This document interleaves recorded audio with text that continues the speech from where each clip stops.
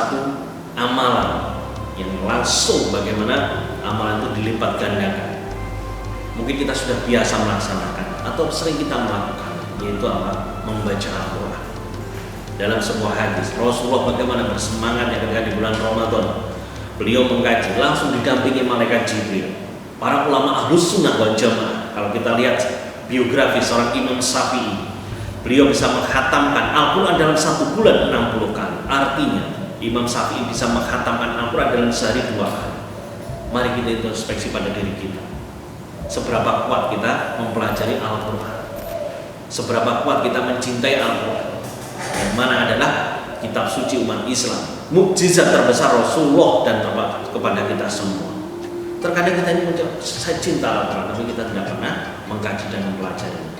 Paling tidak ada 3 kelompok yang disebut Ahlul Quran. Yang pertama, orang yang suka membaca, tadarus, qiraah, sukanya membaca. Mungkin hafalnya tidak terlalu kuat, tapi dia suka membaca Al-Quran. Sehari 1 juz, 2 juz, bahkan lebih.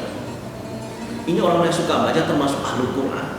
Apalagi di bulan Ramadan, bulan yang penuh kemuliaan, bulan penuh ampunan, pahala dilipat gandakan. Kita membaca Al-Quran tidak mengeluarkan modal. Kita baca setiap saat, apalagi banyak kegiatan di rumah. Kita ngaji dari rumah. Ini sudah luar biasa. Di dalam hadis yang mungkin kita juga sudah hafal semua, Rasul tidak mengatakan alif lam mim 1 huruf, tapi alif 1 huruf, lam 1 huruf, mim 1 huruf. Dikalikan masing-masing 10. Kalau di bulan Ramadan kita tidak bisa menghitung, Allah yang tahu. Karena pahala khusus orang yang berpuasa, Allah lah yang memberikan pahala. Yang kedua, ahlu tilawah. Tilawah ini orang tidak banyak membaca, tetapi sekali membaca, katakanlah 5 ayat, dia mengkaji, dia membaca tafsir, membaca terjemahnya, dan diamalkan. Ini yang hebat. Ahlu tilawah levelnya di atasnya ahlu qiraah. Kalau qiraah sekedar membaca, kadang tidak paham artinya, terjemahnya pun tidak paham. Tapi ahlu tilawah, dia membaca tidak banyak, cukup 5 ayat, kadang 10 ayat, diamalkan langsung. Ini yang hebat. Qul huwallahu ahad, katakanlah Allah itu esa, langsung diamalkan. Berapa banyak orang yang hafal 30 juz, tetapi dia tidak paham dengan Al-Quran. Dia hafal 30 juz, tapi tidak diamalkan. Makanya dalam surat Al-Fatir ayat 32, di situ ada 3 golongan orang. Orang yang ahli Quran, tapi dia zalim kepada dirinya. Artinya dia hafal mungkin 30 juz, tapi perbuatan dan amalannya jauh dari Al-Quran. Yang kedua, muktasib, paket hemat. Dia memahami Al-Quran untuk dirinya sendiri. Dia pelajari Al-Quran betul untuk dirinya sendiri, tidak untuk orang lain. Ketika disuruh mengimami, dia tidak. Dan yang hebat adalah kelompok yang ketiga, dia membaca Al-Quran, dia memahami dan dia mengamalkan. Para sahabat dahulu itu mempelajari Al-Quran tidak banyak, sehari 5 ayat, bahkan mungkin 10 ayat. Setelah itu langsung diamalkan. Makanya pendiri Muhammadiyah juga, Kiai Haji Ahmad Dahlan juga mengatakan kepada muridnya, ketika muridnya bosan mempelajari surat Al-Ma'un, wahai Kiai, kenapa setiap hari kamu mengajarkan kami tidak surat yang lain? Apa jawab Kiai Haji Ahmad Dahlan? Apa kamu sudah mengamalkan? Jadi selaras Kiai Haji Ahmad Dahlan dengan para sahabat dahulu. Artinya betul-betul dinamakan Muhammadiyah, pengikut Nabi Muhammad. Kiai Haji Ahmad Dahlan mengajarkan pada santrinya, kalau kamu belum paham 1 surat, 1 ayat, jangan berpindah ke surat yang lain, tapi makna pelajari dulu surat ini, pelajari ayat ini, baru kamu pindah ke surat yang lain. Para sahabat dulu seperti itu. Mereka mempelajari dari para guru-guru, Ibnu Abbas, Ibnu Umar, mereka belajar. Mereka punya murid juga, jadi sehari hanya 5, tapi dari situlah mereka memahami Al-Quran dengan bagaimana cara mengamalkan. Itu Al-Quran yang luar biasa.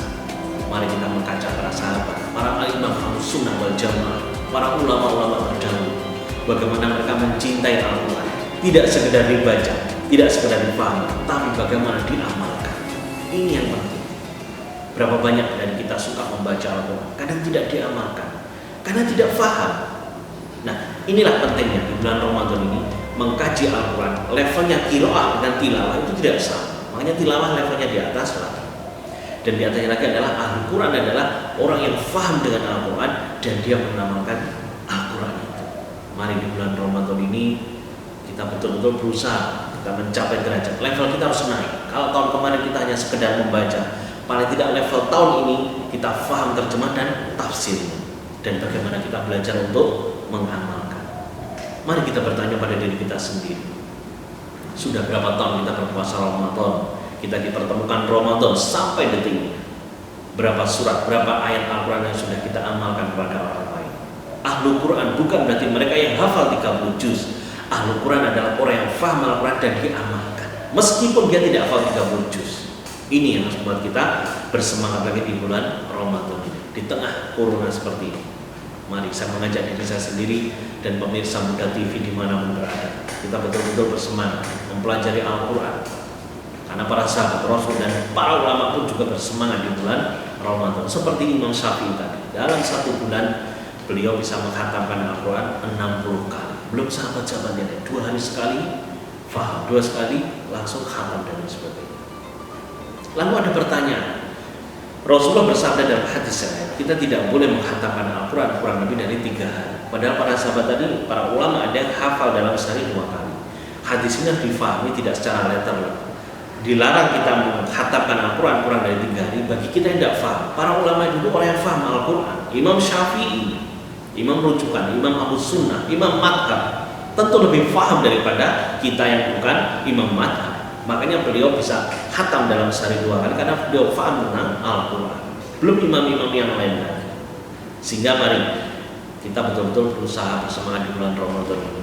Semoga ibadah yang kita baca ini betul-betul menjadikan nilai tambah, nilai yang luar biasa yang akan dibalas oleh Allah Subhanahu wa taala di bulan Ramadan ini.